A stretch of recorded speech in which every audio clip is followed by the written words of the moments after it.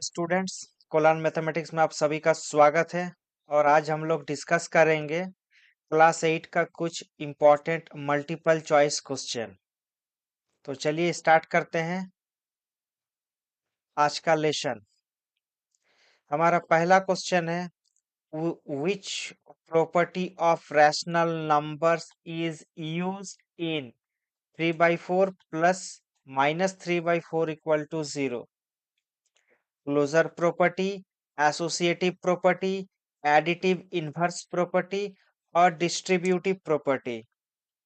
तो देखिए यहाँ पे जो 3/4 है, फिर ये नेगेटिव है 3/4, ये एडिटिव इन्वर्स प्रॉपर्टी होगा, क्योंकि कोई भी नंबर अगर a/b होता है तो उसका एडिटिव इन्वर्स होता है -a/b, और दोनों को अगर ऐड करेंगे तो उसका वैल्यू होगा 0।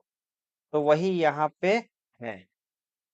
तो ये क्या हो जाएगा, एडिटिव इन्वर्स प्रॉपर्टी। ये जो होगा ये ऑप्शन सी होगा इसका correct answer, additive inverse property. दूसरा नंबर क्वेश्चन है, the product of any two rational number is. तो आपको बता दे, कोई भी दो रैशनल नंबर का अगर प्रोडक्ट हम लोग निकालेंगे, कोई भी दो रैशनल नंबर का अगर प्रोडक्ट निकालेंगे तो वो हमेशा रैशनल ही होगा। ऑप्शन ए हो जाएगा इस क्वेश्चन का करेक्ट आंसर। नेक्स्ट, तीसरा नंबर क्वेश्चन है, which of the following represents a rational number in decimal form. देखिए 0.3333 है, ये रिपीटिंग है। ये क्या है, रिपीटिंग है। ये भी रिपीटिंग है, 1011 011 नहीं, ये रिपीटिंग नहीं है। ये भी रिपीटिंग नहीं है और ये भी रिपीटिंग नहीं होता है। तो रिपीटिंग कौन सा होगा, देखिए रूट के अंदर जो भी नंबर होता है वो कभी रिपीटिंग नहीं होता, और पाई तो रिपीटिंग होगा ही नहीं। तो 0.333 को हम लोग डेसिमल फॉर्म में हम लोग एक्सप्रेस कर सकते हैं। तो ये चार ऑप्शंस में से कौन सा ऑप्शन होगा जिसको डेसिमल फॉर्म में एक्सप्रेस किया जा सकता है, वो है ये ऑप्शन ए। उसके बाद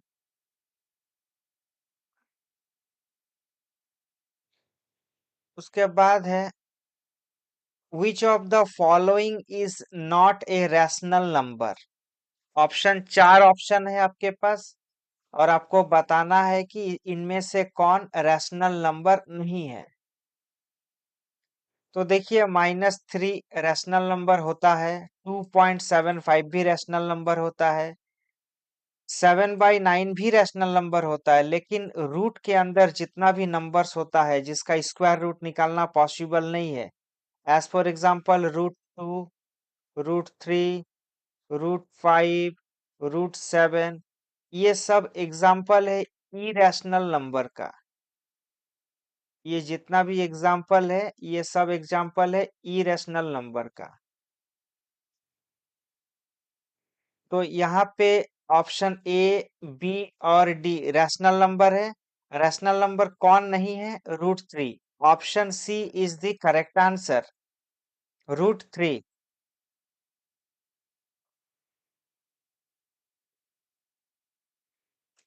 What is the coefficient of x in the expression? हमारे पास एक्सप्रेशन है 3x² -7x + 5। ये एक्सप्रेशन है हमारे पास। तो क्वेश्चन है कोएफिशिएंट ऑफ x बताना है। कोएफिशिएंट ऑफ x, x यहाँ है, इसका कोएफिशिएंट कितना होगा, ये होगा -7। तो -7 होगा इस क्वेश्चन का correct answer.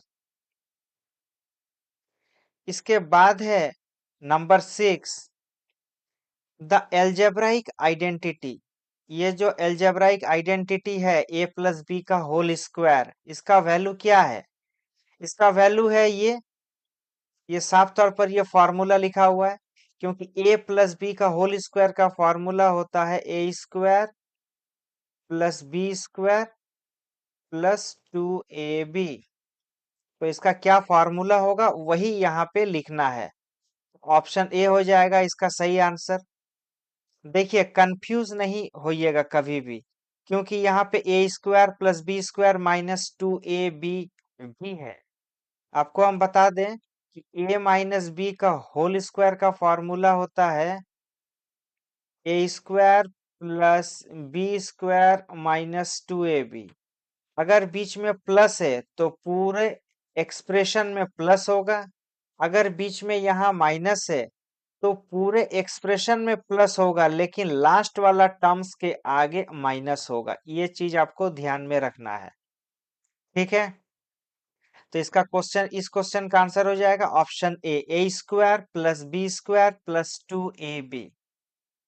Next, the degree the degree of the polynomial. Degree का मतलब होता है, आपको पहले डिग्री का मतलब समझा दे। डिग्री का मतलब ये जो पॉलिनोमियल है, इस पॉलिनोमियल में x का हाईएस्ट पावर कितना है, जो हाईएस्ट पावर होगा वही इस पॉलिनोमियल का डिग्री कहलाएगा। इस पॉलिनोमियल में x का जो हाईएस्ट पावर है वो है 4। इस पॉलिनोमियल का डिग्री कितना हो जाएगा 4। Option D. Question number 8, which of the following is a linear equation। Linear equation कौन है? तो देखिए लीनियर इक्वेशन वही होता है जिसमें x का पावर में 1 होता है। तो यहाँ ऑप्शन, इस ऑप्शन में x का पावर 2 है, ये होगा नहीं लीनियर। यहाँ x का पावर में 1 है, यही होगा लीनियर, क्योंकि देखिए यहाँ क्यूब है, यहाँ 4 है। जिसके पावर में, x के पावर में मैक्सिमम पावर 1 होगा, उसी को हम लोग बोलेंगे लीनियर इक्वेशन। जैसे यहाँ x का पावर में 2 है, इस इक्वेशन को हम लोग बोलेंगे क्वाड्रेटिक इक्वेशन। इस इक्वेशन को बोलेंगे क्वाड्रेटिक इक्वेशन। जिसका पावर 1 रहता है उसको बोलते हैं हम लोग लीनियर इक्वेशन।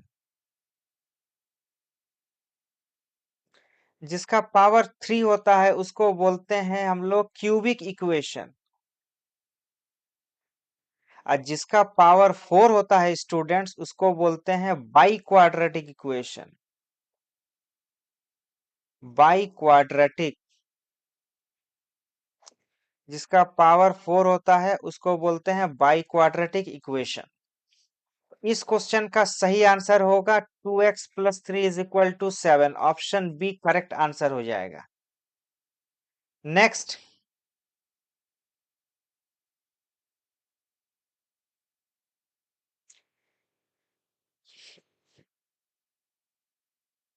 ये क्वेश्चन है, question number 9। The price of a shirt is 500। Price कितना है? आप कोई दुकान में गए, वहां एक शर्ट आप देखें, उसका प्राइस कितना बोला गया 500। If there is a 10% discount, लेकिन उसमें 10% डिस्काउंट है, तो इस 500 में कुछ डिस्काउंट दिया गया है। कितना का डिस्काउंट है? 10% का डिस्काउंट है। तो फाइनल प्राइस क्या होगा? 10% डिस्काउंट है तो फाइनल प्राइस कितना होगा? देखिए ये मेरा शॉर्टकट ट्रिक है। 10% डिस्काउंट है मतलब 90% उसको पे करना होगा। तो हम लोग निकाल लेंगे 90% ऑफ 500। तो 90% ऑफ 500 मतलब 90/100 इंटू 500। सो 100 5 जा 500 एंड 90 इंटू 5 हो जाएगा 450। तो कोई शर्ट का दाम अगर 500 है, 10% डिस्काउंट के बाद उसको 450 पे करना होगा। तो ये वाला हो जाएगा आंसर इस क्वेश्चन का। Option A is the correct answer. Next, a sum मतलब p, a sum becomes 1.5 times of itself in 5 years. 5 साल में वो 1.5 गुना हो जाता है, 1.5 टाइम्स हो जाता है। मतलब कोई अगर अमाउंट है तो वो अमाउंट कितना हो जाएगा, 1.5 टाइम्स हो जाएगा। तो जो होगा उसे हम अमाउंट कहते हैं। अभी अमाउंट का मतलब हम लोग जानते हैं कि P प्लस SI होता है, क्योंकि सिंपल इंटरेस्ट बोला है। P plus SI is equal to 1.5 P। क्या फाइंड आउट करना है, what is the rate of interest. देखिए सभी जगह परसेंट का सिंबल है, इसका मतलब आपको रेट ही निकालना है। आपको निकालना है रेट ऑफ इंटरेस्ट, रेट कितना होगा। P plus SI is equal to 1.5 P। ये होगा 1.5 P माइनस P। इधर SI को ऐसा ही रखेंगे। स्टूडेंट्स देखिए SI का मतलब होता है P into R into T/100 is equal to 1.5 P minus P, होगा 0.5 P। देखिए यहाँ पे P है, R निकालना है T 5 ईयर से, इसको लिखेंगे by 100 is equal to 5/10 into P, क्योंकि 0.5 का मतलब होता है 5/10। तो देखिए लेफ्ट हैंड साइड और राइट हैंड साइड से P को कैंसिल कर देंगे, ये 5 और ये 5 भी कैंसिल हो जाएगा। 10 10 जा 100 होगा, मतलब R/10 इज इक्वल टू, इधर कुछ नहीं बचा मतलब बच गया 1। R इज इक्वल टू कितना होगा, 10 into 1। R is equal to हो जाएगा स्टूडेंट 10%। तो 10% कौन सा ऑप्शन में है, ऑप्शन सी में है। ऑप्शन बी हो जाएगा करेक्ट आंसर। आपको कभी भी मल्टीपल चॉइस क्वेश्चन मिले तो सबसे पहले आपको क्वेश्चन को सॉल्व करना होगा। इसके लिए आपको फॉर्मूला याद रखना होगा। बिना फॉर्मूला याद किए आप मैथ का कोई भी क्वेश्चन को सॉल्व नहीं कर पाएंगे। जो स्टूडेंट अभी क्लास 8 से 9 में जाने वाले हैं, वो 1-2 दिन समय निकालकर क्लास 8 का फॉर्मूला को पूरा लिख लिख कर प्रैक्टिस करें। ये 9 में आपको काम आएगा। फॉर्मूला जितना अच्छा से आपको याद होगा, क्लास 9 में आप क्वेश्चन को उतना अच्छा से आप बना पाएंगे। कुछ कुछ इंपॉर्टेंट सेक्शन है, जैसे एल्जेब्रा, मेंसुरेशन, ये सब बहुत इंपॉर्टेंट सेक्शन है जो आपको बढ़िया से पढ़ना है। एल्जेब्रा का जो आइडेंटिटीज वाला फॉर्मूला है वो बहुत ज्यादा इंपॉर्टेंट है, क्योंकि 9 में बहुत काम आएगा। साथ ही साथ आपको फैक्टराइजेशन भी जानना है। तो जब तक आप फॉर्मूला याद नहीं करेंगे, आप क्वेश्चंस 9 में नहीं बना पाएंगे। तो हम बार बार बोल रहे, जो बच्चे क्लास 8 से 9 में अभी प्रमोट होने वाले हैं, जो जाने वाले हैं, वे जरूर एक बार फॉर्मूला का रिवीजन कर लें। चलिए अभी देखते हैं क्वेश्चन नंबर 11। क्वेश्चन नंबर 11 है द इक्वेशन। ये इक्वेशन है 2x plus 3 is equal to 2x plus 1 has no solution, one solution, two solution, infinite solution. No solution का मतलब होता है कि x का वैल्यू हम लोग नहीं निकाल पाएंगे। वन सॉल्यूशन मतलब x का वैल्यू आएगा लेकिन केवल 1 आएगा। टू सॉल्यूशंस का मतलब होता है x का वैल्यू 2 आएंगे। और इनफाइनाइट सॉल्यूशंस मतलब x के वैल्यू अनेक आएंगे। तो चलिए इस क्वेश्चन को बनाते हैं। आप लेफ्ट साइड में है 2x plus 3 is equal to, इसको ब्रेक करेंगे, 2 into x 2x plus 2 into 1 2। तो देखिए 2x कट जाएगा, 3 इक्वल टू 2 होगा, जो कभी पॉसिबल हो ही नहीं सकता। कोई भी लीनियर इक्वेशन का क्वेश्चन को बनाते वक्त जब x पूरी तरह से वैनिश हो जाता है, इसका मतलब है कि इक्वेशन में x एग्जिस्ट ही नहीं करता है, तो हम लोग x का वैल्यू क्या निकाल पाएंगे। इसलिए जिस इक्वेशन में x एग्जिस्ट नहीं करता, उस इक्वेशन का हम लोग x का वैल्यू नहीं निकाल पाएंगे। उस केस में होगा नो सॉल्यूशन, मतलब इसका सॉल्यूशन हम लोग निकाल नहीं पाएंगे। ऑप्शन ए हो जाएगा करेक्ट आंसर इस क्वेश्चन का। नेक्स्ट, अगर आप समझ पा रहे हैं तो बहुत बढ़िया, अगर आप नहीं समझ पा रहे हैं तो कमेंट सेक्शन में जाके कमेंट में हमें जरूर बताएं कि आपको किस क्वेश्चन में ज्यादा दिक्कत हो रहा है। अगर उस क्वेश्चन में ज्यादा दिक्कत हो रहा है तो हमें बताएं, हम उसको आपको अच्छा से समझाने का प्रयास करेंगे। फिर से एक नया वीडियो बनाएंगे स्पेशली उस क्वेश्चंस के लिए जिस क्वेश्चन में आपको काफी दिक्कतें हैं। तो ये जो भी क्वेश्चंस आज हम आपको दे रहे, ये क्वेश्चंस आपके एग्जाम्स के लिए बहुत ज्यादा इंपॉर्टेंट है। अब देखेंगे question number 12। A quadrilateral with only one pair of opposite sides. देखिए ये क्लास 8 में, 9 में, 7 में ये क्वाड्रिलैटरल वाला चैप्टर मतलब जियोमेट्री, ज्योमेट्री बहुत ज्यादा इंपॉर्टेंट है, बहुत ज्यादा। ज्योमेट्री आप जितना अच्छा से बना पाएंगे उतना आपका कॉन्सेप्ट क्लियर होगा 9 10 के लिए। क्योंकि ज्योमेट्री में स्टूडेंट्स अक्सर फंस जाते हैं, वे समझ नहीं पाते हैं कि स्टार्टिंग कहाँ से करें, एंड कहाँ पे करें। ये एक क्वेश्चन है, चलिए इस क्वेश्चन को देखते हैं। एक quadrilateral with only one pair of opposite sides. One pair, one pair किसमें होगा? देखिए पैरेललोग्राम में क्या होता है कि दोनों ही पेयर आपस में इक्वल होते हैं। ट्रापीजियम में क्या होता है?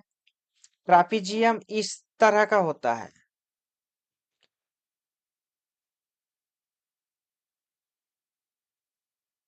ये होता है ट्रापीजियम, जिसमें केवल एक ही पेयर इक्वल होता है। ये साइड्स और ये साइड्स का जो पेयर होता है यही केवल पैरेलल होता है, नॉट इक्वल, केवल पैरेलल होता है।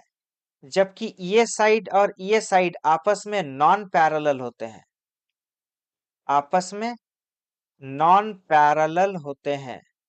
जबकि ये साइड और ये साइड आपस में पैरेलल होते हैं। तो वैसा क्वाड्रिलैटरल जिसमें केवल एक पेयर पैरेलल हो उसको क्या कहेंगे? उसे कहेंगे ट्रापीजियम। ऑप्शन बी हो जाएगा इस क्वेश्चन का करेक्ट आंसर। क्योंकि पैरेललोग्राम में होगा नहीं, क्योंकि पैरेललोग्राम में दोनों साइड्स, दोनों opposite sides, two pairs of opposite sides are parallel. जैसे ये और ये पैरेलल होता है उसी तरह से ये और ये भी पैरेलल होता है। ठीक रोम्बस में भी उसी तरह से है।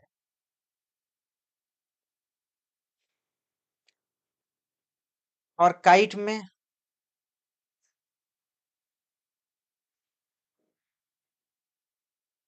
में भी ठीक उसी तरह से है। ये और ये आपस में पैरेलल होते हैं और ये आपस में पैरेलल होते हैं। तो वैसा क्वाड्रिलैटरल जिसमें केवल वन पेयर पैरेलल हो, ऑपोजिट साइड्स का वन पेयर केवल पैरेलल हो, उसे हम लोग बोलेंगे ट्रापीजियम। नेक्स्ट क्वेश्चन है the diagonals of a rhombus. Rhombus का जो डायगोनल्स होता है, ये प्रॉपर्टी है रोम्बस का। ये रोम्बस है, रोम्बस मतलब जिसमें चारों साइड इक्वल होता है, बट डायगोनल्स इक्वल नहीं होता है। लेकिन डायगोनल्स एक दूसरे को बाइसेक्ट भी करते हैं और डायगोनल्स एक दूसरे को 90 डिग्री पर इंटरसेक्ट भी करते हैं। तो diagonals of a rhombus are equal, equal होता नहीं है। क्योंकि हमेशा याद रखेंगे कि रोम्बस का डायगोनल्स कभी भी इक्वल नहीं होता है। Are perpendicular to each other, yes ये होगा क्योंकि डायगोनल्स दोनों आपस में परपेंडिकुलर होता है। Bisect each other at 90 degree, yes bisect भी करता है। मतलब ये जितना होगा ये भी इतना होगा, और ये जितना होगा ये भी उतना ही होगा। तो इसका ऑप्शन होगा B and C. Option D is the correct answer. Option B and option C. Next question, देखिए इन ए पैरालेलोग्राम ABCD, एक पैरालेलोग्राम है ABCD, उसमें एंगल ए का वैल्यू 70 है, सी का वैल्यू निकालना है।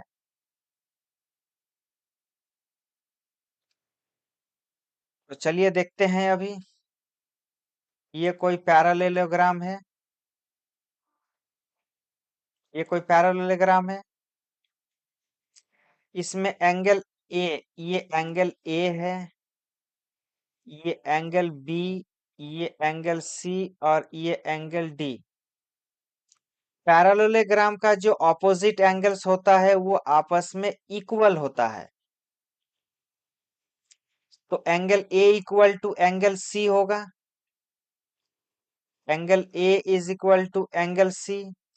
उसी तरह से angle B is equal to angle D भी होता है, angle B is equal to angle D.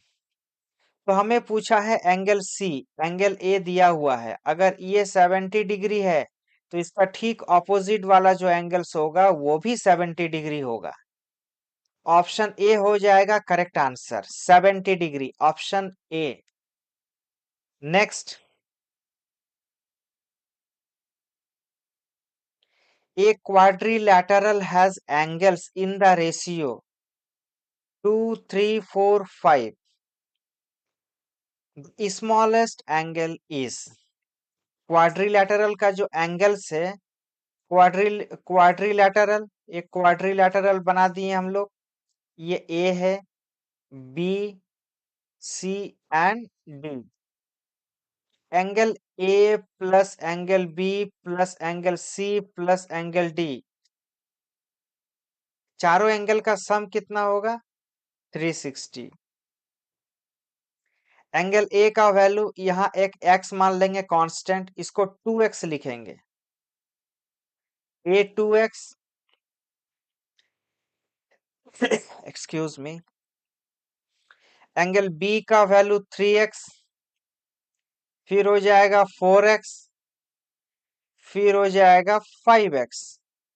So 2 plus 3 5, 5 plus 4 9, 9 plus 4 9 plus 5,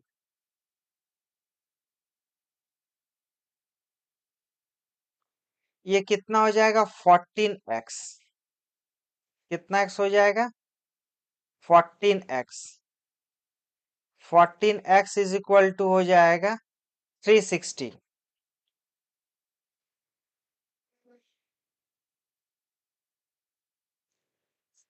ये क्वेश्चन में एक रेशियो शायद थोड़ा सा चेंज होगा क्योंकि ये कैंसिल नहीं होगा।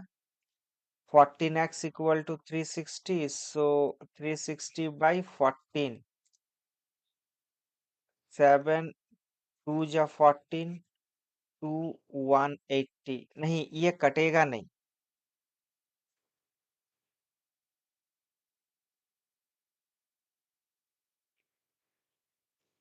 ये हो जाएगा, इस एंगल को 6x लिखेंगे, 6x। ये जो होगा ये 6 का रेशियो है, 6, 2 3 4 6। ये अगर 6 होगा, इसको थोड़ा सा इरेज करते हैं।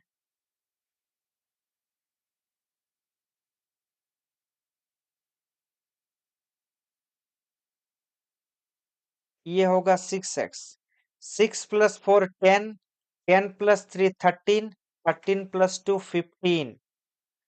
ये जो होगा ये 15x होगा।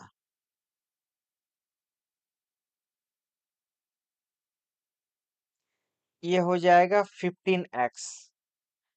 x इज इक्वल टू हो जाएगा 360 बाई 15। 360 बाई कितना होगा? 15। तो 15 अगर यहाँ पे होगा तो 15 कटेगा।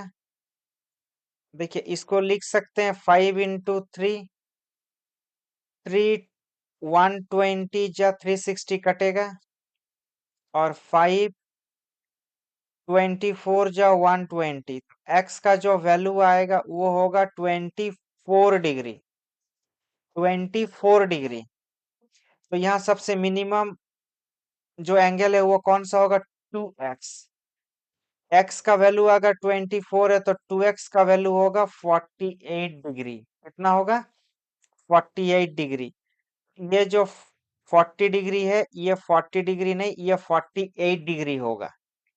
ऑप्शन बी हो जाएगा इस क्वेश्चन का करेक्ट आंसर, क्योंकि यहाँ सबसे स्मॉलेस्ट एंगल 2 ही है।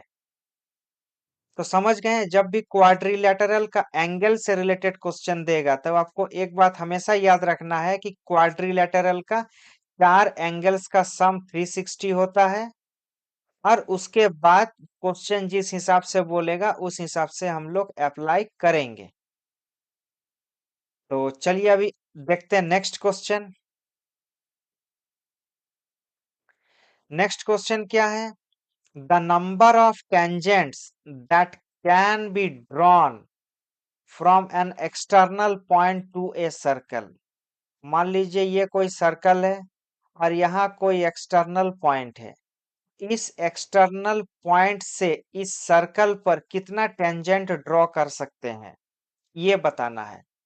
तो सबसे पहले आपको एक चीज बता दें कि टेंजेंट किसको बोलते हैं। ये कोई सर्कल है और ये है सेंटर। सर्कल को टच करके कोई लाइन अगर पास हो रहा है तो उस लाइन को हम लोग बोलते हैं टेंजेंट। उस लाइन को हम लोग टेंजेंट बोलते हैं। अगर ये एक सर्कल है, ये सेंटर है, अगर अंदर ही अंदर कोई लाइन दो पॉइंट से कनेक्टेड होता है, एक पॉइंट यहाँ और एक पॉइंट यहाँ, इस लाइन को हम लोग कॉर्ड बोलते हैं। इस लाइन को कॉर्ड बोलते हैं। स्टूडेंट अक्सर इसमें कंफ्यूज हो जाते हैं। एक लाइन और है, ये सेंटर है, एक लाइन इस पार से उस पार हो गया, इस लाइन को बोलते हैं सेकएंड। इस लाइन को सेकंड कहते हैं। तो जो सर्कल को टच करता है, एक पॉइंट से पास हो जाता है, एक एक पॉइंट से पास हो जाता है और सर्कल को टच करता है, उस लाइन को हम लोग टेंजेंट बोलते हैं। उस लाइन को हम लोग टेंजेंट बोलते हैं। तो इस पॉइंट से एक टेंजेंट इधर ड्रॉ किया जा सकता है, और इस पॉइंट से एक टेंजेंट इधर ड्रॉ किया जा सकता है। तो एक पॉइंट यहाँ पर टच किया और एक पॉइंट यहाँ पे टच किया। ये है एक्सटर्नल पॉइंट। इसको हमेशा P से रिप्रेजेंट करते हैं, इसको हमेशा A लिखते हैं और ये हमेशा B लिखते हैं। एक एक्सटर्नल पॉइंट से सर्कल पर केवल 2 टेंजेंट ही ड्रॉ किया जा सकता है। तो हम लोग कितना टेंजेंट ड्रॉ कर पाएंगे? Only 2 from an external point two a circle. Number of tangents निकालना था, तो नंबर ऑफ टेंजेंट्स कितना आएगा? 2। ऑप्शन बी हो जाएगा सही आंसर इस क्वेश्चन का। नेक्स्ट क्वेश्चन देखिए, क्वेश्चंस जो आपको बता रही है बहुत ज्यादा इंपॉर्टेंट है, हम बार बार बता रहे हैं आपको। जिस तरह से हम सॉल्व कर रहे हैं उस तरह से आपको भी सॉल्व करना सीखना पड़ेगा। अगर आप सीखेंगे बढ़िया से तो आप एग्जाम में अच्छा स्कोर कर पाएंगे। एक क्वेश्चन है हमारे पास, the ratio of the circumference. Circumference का रेशियो, तो सरकमफरेंस क्या होता है? 2 पाई आर। रेशियो किसका? Ratio diameter of a circle. तो डायमीटर क्या होता है? डी होता है। अब देखिए, यहाँ पर 2 पाई आर है, ये है 2 पाई आर, और डी है। इसका रेशियो निकालना क्या होगा? तो देखिए, यहाँ 2 आर को एक साथ लिखेंगे और पाई को अलग से लिखेंगे, डी को फिर नीचे लिखेंगे। देखिए, 2 आर लिखेंगे, पाई लिखेंगे, और डी का मतलब ही होता है 2 आर। तो देखिए, 2 आर कैंसिल हो जाएगा, केवल क्या बचेगा? पाई। तो हम लोग का इस क्वेश्चन का आंसर क्या हो जाएगा? पाई हो जाएगा, ऑप्शन बी। नेक्स्ट, और ज्यादा क्वेश्चंस नहीं है, और कुछ ही क्वेश्चंस आपको मिलेंगे, टोटल 25 क्वेश्चंस है। यहाँ है, if the radius of a circle is doubled, then its area becomes, तो कोई सर्कल है, ये कोई सर्कल है, ये सेंटर, ये रेडियस, रेडियस मान लिए आर है। जब ऐसे आर होता है रेडियस, थोड़ा सा आर को मिटा देंगे, उसके बाद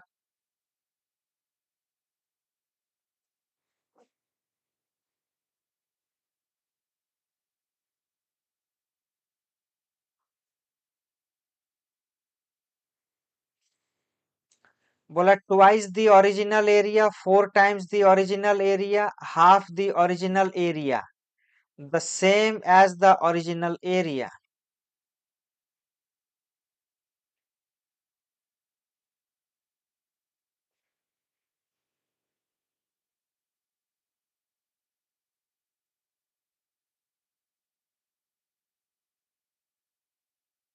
थोड़ा सा बड़ा कर लेते हैं।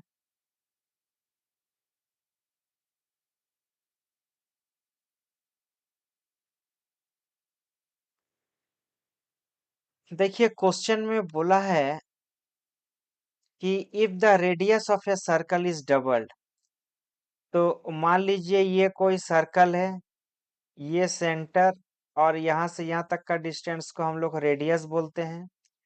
जब ये आर है तो इसका एरिया कितना होगा, पाई आर स्क्वायर, क्योंकि हम लोग को एरिया के बारे ही डिस्कस करना है, इसलिए अभी हम लोग एरिया के बारे ही बात कर रहे हैं। लेकिन इस सर्कल का रेडियस जब डबल हो जाएगा, मतलब ये आर जब 2r हो जाएगा, तो इस सर्कल का एरिया इस सर्कल के मुकाबले कितना टाइम्स होगा। तो चलिए इस सर्कल का एरिया देखते हैं, इसका होगा पाई आर स्क्वायर। तो यहाँ आर कितना है, ये जो रेडियस है ये है 2r, तो 2r का स्क्वायर हो जाएगा पाई इंटू 4r स्क्वायर। तो 4 को अलग कर देंगे, पाई आर स्क्वायर बगल में लिखेंगे। तो देखिए पाई आर स्क्वायर, हम लोग के पास ओरिजिनल एरिया कितना था, पाई आर स्क्वायर, तो 4 इंटू ओरिजिनल एरिया का कितना हो जाएगा, 4 टाइम्स। ऑप्शन बी हो जाएगा correct answer, 4 times the original area. तो समझ में आ रहा है आपको किस टाइप से आपको क्वेश्चन को बनाना है, किस टाइप का अप्रोच रखना है हर एक क्वेश्चन में। नेक्स्ट क्वेश्चन है, if the side of an equilateral triangle is 6 centimetre, मतलब ये कोई इक्विलैटरल ट्राइंगल है। इक्विलैटरल ट्राइंगल वो ट्राइंगल होता है जिसका हर एक एंगल 60 डिग्री का होता है, हर एक एंगल 60 डिग्री का होता है और इसका हर एक साइड्स भी इक्वल होता है। इस तरह का ट्राइंगल को हम लोग बोलते हैं इक्विलैटरल ट्राइंगल। इसका एरिया क्या होता है, इक्विलैटरल ट्राइंगल का एरिया होता है √3/4 इंटू ए स्क्वायर। ये हो जाएगा √3/4 ए स्क्वायर। ए का वैल्यू कितना है, ए का वैल्यू है 6, क्योंकि साइड दिया हुआ है 6। तो 6 मतलब 6 का स्क्वायर कितना होगा, 36। 36 को कैंसिल करेंगे 4 के मदद से, तो कितना हो जाएगा 9√3 सेंटीमीटर स्क्वायर। तो 9√3 ऑप्शन ए हो जाएगा सही answer. 9√3 centimetre square is the required answer. Next, if the diagonal of A square is 10 centimetre, ये स्क्वायर है, ये एक क्या है, स्क्वायर है। स्क्वायर का जो डायगोनल है, ये डायगोनल, हर स्क्वायर का डायगोनल इक्वल होता है। इसका डायगोनल होता है √2 इंटू ए, सॉरी √2 नहीं होता है, हाँ हाँ हाँ, सॉरी हम गलत बोले, √2a ही होता है स्क्वायर का डायगोनल। तो यहाँ पे डायगोनल कितना है, डायगोनल का लेंथ है 10 centimetre is equal to √2 into A का वैल्यू हमारे पास हो जाएगा 10/√2। अभी हम लोग के पास साइड है तो स्क्वायर का एरिया निकाल सकते हैं। स्क्वायर का एरिया क्या हो जाएगा, ए स्क्वायर मतलब साइड इंटू साइड, मतलब 10√2 इंटू 10√2।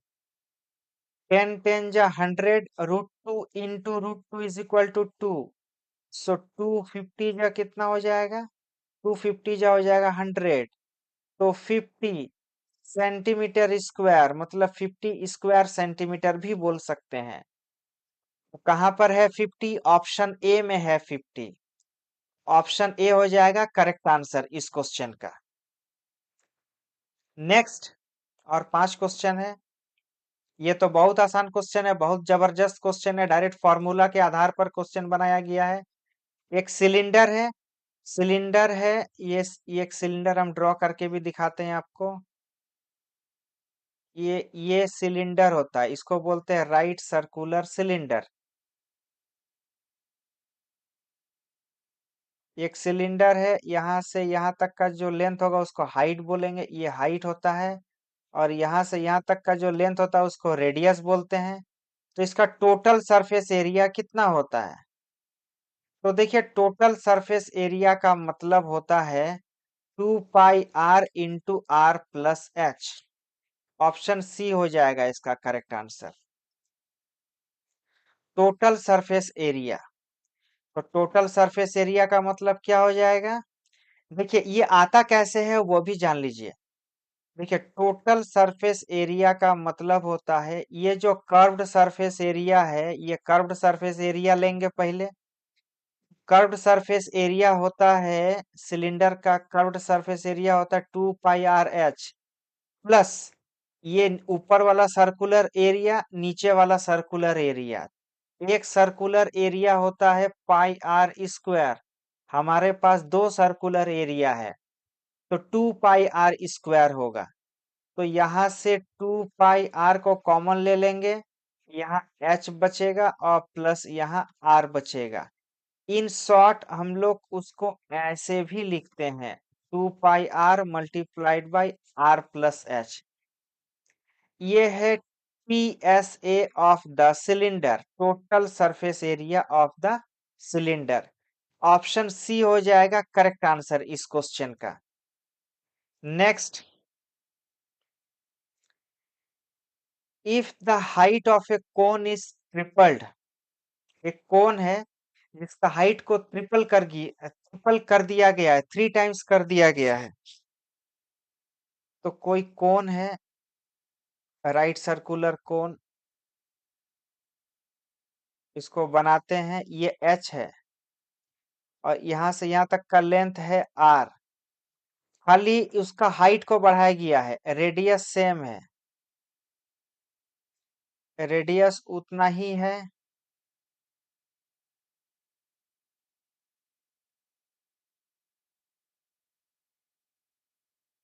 इसका हाइट को 3 गुना कर दिया गया है, 3 टाइम्स कर दिया गया है। 3 टाइम्स कर दिया मतलब ये अगर h है तो ये कितना होगा, 3h होगा। तो उसका वॉल्यूम में क्या चेंजेस आएगा, तो देखिए ओरिजिनली क्या होगा, जब h और r होगा तो इसका वॉल्यूम होगा πr²h/3। ये r सेम है, इसका भी वॉल्यूम देख लेते हैं। इसका वॉल्यूम होगा πr²h, h है यहाँ 3h, πr²h, h हम लोग के पास 3h है, बाई होगा 3। तो 3 और 3 को हम लोग कैंसिल कर देंगे।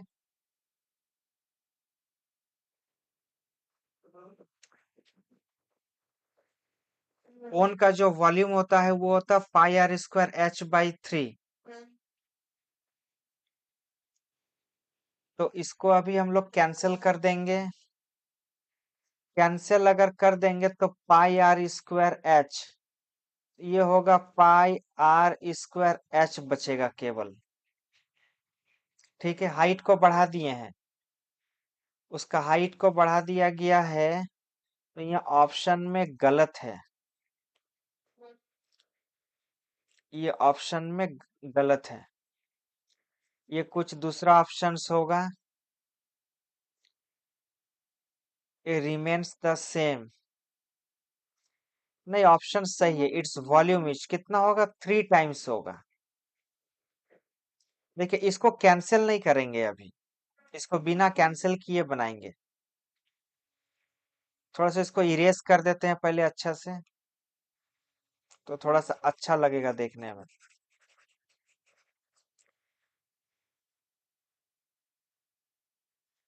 देखिए इसका जो वॉल्यूम होगा अब, वो वॉल्यूम होगा पाई आर स्क्वायर एच, एच के जगह 3h है, बाई कितना है 3, तो 3 को अलग कर देंगे, पाई आर स्क्वायर एच बाई कितना होगा 3। ये हम लोग का था ओरिजिनल वॉल्यूम। दाड़ा এখন পড়াচ্ছি আমি। Okay, pi R square H by 3, तो pi R square H by 3 जो होगा, ये ओरिजिनल है, pi R square H by 3 ये ओरिजिनल है, तो ये ओरिजिनल वॉल्यूम का 3 टाइम्स होगा, तो इसका आंसर क्या होगा। तो देख रहे किस तरह का ट्रिकी क्वेश्चंस एग्जाम्स में आ सकता है, ये बहुत मजेदार क्वेश्चंस है। तो 3 टाइम्स होगा, ओरिजिनल वॉल्यूम का 3 टाइम्स होगा। Next, A bag A bag contains 5 red, 3 blue, and 2 green balls. The probability of picking a blue ball. तो देखिए ये बहुत आसान है, ये होता है PE is equal to NE by NS, NE by NS होता है। NS में वही लिखेंगे जितना बॉल है सबको ऐड कर देंगे, 5 + 3 8, 8 + 2 10, तो यहाँ 10 होगा। एनई मतलब कौन सा बॉल के बारे में बोला गया, 3 बॉल, 3 ब्लू बॉल, और ब्लू बॉल का ही प्रोबेबिलिटी निकालना है, तो इसका क्या होगा, 3 होगा, ऊपर में 3, एनई हो जाएगा 3 और एनएस हो जाएगा 10। इसको बोलते हैं probability of getting a blue ball, तो ये हो जाएगा 3/10। ऑप्शन सी हो जाएगा इस क्वेश्चन का correct answer. Next, the factorisation है A² minus AB minus AC plus BC। तो देखिए कैसे करेंगे, इन दोनों से पहले A को कॉमन ले लेंगे, अगर A को कॉमन लेते हैं तो यहाँ A माइनस B होगा, माइनस इन दोनों जगहों से C को कॉमन ले लेंगे, C को कॉमन ले लेंगे तो A माइनस B होगा, माइनस प्लस माइनस होगा, A माइनस बी यहाँ भी है और यहाँ भी है, इन दोनों को कॉमन ले लेंगे A माइनस बी, उसके बाद बचेगा A माइनस सी, तो A minus B into A minus C, A minus B into A minus C, option A होगा correct answer, A minus B into A minus C. ये factorisation का question था। Next, the decimal representation of 2/7, तो 2/7 का जो decimal representation है वो होगा नॉन टर्मिनेटिंग और रिपीटिंग, नॉन टर्मिनेटिंग और रिपीटिंग। तो देखते हैं, थोड़ा इसको हम लोग बनाते हैं, आपको समझाते हैं। 2/7, 2/7 मतलब 7 से डिवाइड करना है 2 को, तो ये 0 हो जाएगा, 7 2 जा हो जाएगा 14, यहाँ हो जाएगा 6, पॉइंट का मतलब फिर से 0, 7 8 जा 5 6, 4 हो जाएगा, फिर 0, 7 5 जा 35, फिर 5 होगा, फिर 0, 7 7 जा 49, 1, फिर पॉइंट का मतलब फिर 0, फिर 7 1 जा 7, फिर 3 बचेगा, फिर 0, फिर 7 4 जा 28, फिर 2 होगा, फिर पॉइंट का मतलब फिर से 0, फिर देखिए 20 वाला सिलसिला फिर से स्टार्ट हो जाएगा यहाँ से, मतलब इसके बाद जो नंबर होगा वो फिर से होगा 285714। तो देखिए ये टर्मिनेटिंग तो होगा नहीं, ये होगा नॉन टर्मिनेटिंग। क्या होगा? Non terminating. और कुछ डिजिट के बाद ये फिर से रिपीट हो रहा है, तो ये रिपीटिंग हो जाएगा। तो नॉन टर्मिनेटिंग एंड रिपीटिंग इस क्वेश्चन का हो जाएगा आंसर। तो समझ में आया है आज का 25 क्वेश्चंस? ये बहुत ज्यादा इंपॉर्टेंट था। और भी कुछ इंपॉर्टेंट क्वेश्चंस देंगे, तब तक इस क्वेश्चंस को आप लोग प्रैक्टिस कीजिए अच्छा से। So this is all for the day. Thank you very much for watching.